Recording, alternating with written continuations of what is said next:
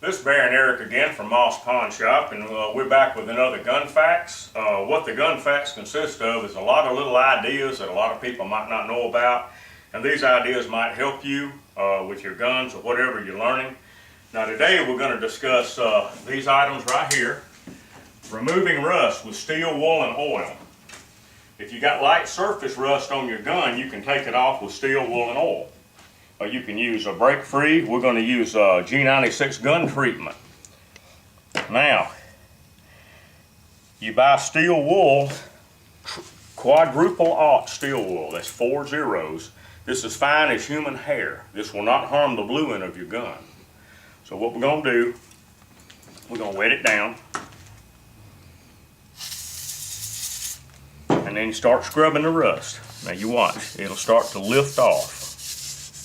And it will not harm the underlying bluing. It will not harm the bluing. All it's doing, first you soak it and rub it kind of easy. And that, see how it's raising it up? You raise that rust right off of there. Now, this gun was neglected by the previous owner. Now the inside of the gun is okay, but you could tell it was left in a closet in a humid area. And I'm gonna scrub that down a little bit. Take a paper towel, any other kind of a rag, and look at that. Look how nice that looks. That cleaned up beautiful. Oh yeah, look how nice. Now, this rust, look at that. This rust was caught in time. If it had rusted any more and it had rusted through the bluing, there'd be silver spots here. Bluing is nothing more than controlled rusting. That's all it is. It's a chemical process, and it's a rust process. That's why they used to call it rust bluing. But you can clean a gun up and make it look 100% better by just doing that. It's a good one, Barry. So what's the next one we got? Well, we got another one here that I call the John Holmes range technique. You're on the range, you're on the skeet range, you got your hearing protection wheel and all this kind of stuff here. You got a shotgun with no sling on it. So what you do the John Holmes technique, and this frees your hands for putting on your earmuffs or whatever you need to do. Now this technique is actually taught at the Lethal Force Institute by Mossad AU. They actually teach this to police officers. The John Holmes technique. Well, at least it's pointed in a safe direction. Right.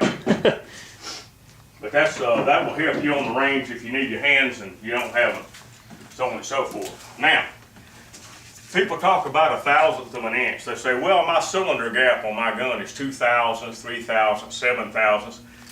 Well, how small is 1/1000th of an inch? I'm fixing to show you. Let's find a hair here out of Barry's beard.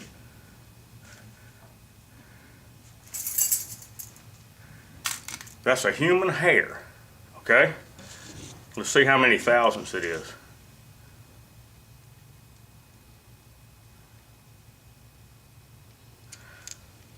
4 thousandths. So in other words, people, 1/1000th of an inch is tiny. Very tiny. Now, we were talking a while ago. Actually, that hair is 5 thousandths of an inch. A hair. Now we're talking about 1/5 of that. Now when I worked for Masterpiece Arms and RPV on the MAC-10 submachine gun, the tolerances are real sloppy. Some of it was 10 or 15 thousandths plus or minus.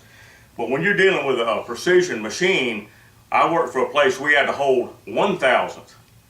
That is precision grinding. Anytime you do a machine job and it comes out dead nut zero, it's an accident, because you always have a tolerance. So that's how small 1/1000th is.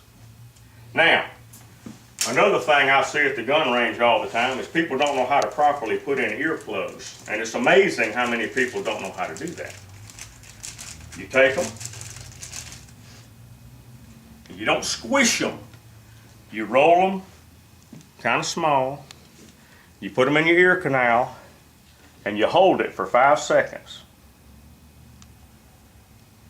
When you can hear yourself breathing like Darth Vader in your head, they're in there. Right, they just expand. It expanded, and the cheapest earmuffs are the best ones. The real soft, cheap ones. These only cost 25 cents a pair. You can buy them at the industrial store, you can buy them here, but I see people struggling with earplugs all the time, and there's really no excuse for it.